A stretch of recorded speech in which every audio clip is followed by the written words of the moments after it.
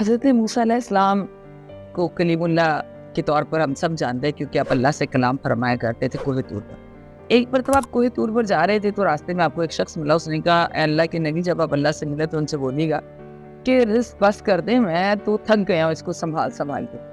آگے گئے تو ایک اور شخص ملا، اس نے کہا اللہ کے نبی، اللہ سے جب ہم کلام ہو تو ان سے بولیے گا مجھے بھی کچھ عطا کرے، اس غربت کی زندگی سے میں تانگ آ گیا ہوں۔ آپ جب کوہ طور پر اللہ سے ملاقات کے لیے گئے،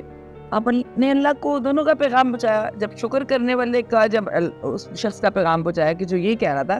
کہ میرے لیے رزق بہت ہے، میرے لیے سنبھالنا مشکل ہے، تو اللہ نے اپنے نبی سے کہا کہ اس شخص سے جا کے بولیے کہ تم شکر کرنا کم کر دو، شکر کرنا کم کرو گے میں تمہارا رزق کم کر دوں گا۔ اب جب تم میرا ہر نعمت پہ شکر ادا کرتے ہو تو یہ خدا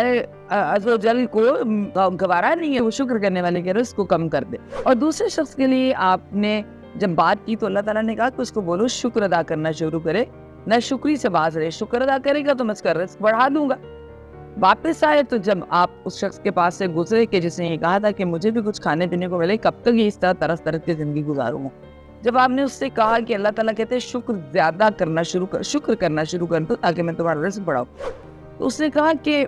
شکر کس بات پہ؟ یہ جو میں طرز طرز کی زندگی گزارا ہوں اس بات پر؟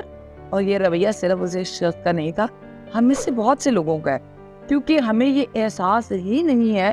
کہ ہم خود کتنے قیمتی ہیں۔ یہ احساس آپ کو تب ہوگا جب خدا نخواستہ کسی دن آپ کو نظر آنا بند ہو جائے، تو آپ کو اندازہ ہوگا کہ آپ اپنے پیاروں کی شکلیں بھی نہیں دیکھ سکتے۔ آپ کو نہیں پتا چلے گا میرا بچہ کس طرح کا ہے،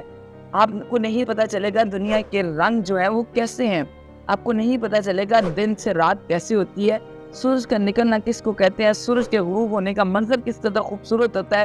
چاند نکلتا ہے تو چاندنی، رات کی چاندنی کیسے ہوتی ہے، تب آپ کو اندازہ ہوگا شاید کہ کتنی نعمتیں ہیں۔ ایک ایکسیڈنٹ میں میرے دانت جو ہیں وہ